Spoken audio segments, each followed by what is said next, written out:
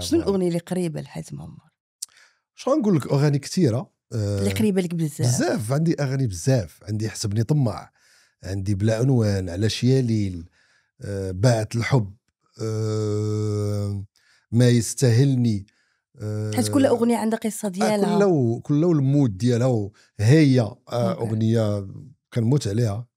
كاين اغاني بزاف. اغنيه مبروك يلا هي زوينه. شفناها. فرحت بزاف بهذا لو تيتر، يعني مبروك شي حاجه حسيت بالناس عزيز عليهم اغاني البهجه الفرحه. فاول مره الاغاني يمكن الحزينه كتسامر شنو؟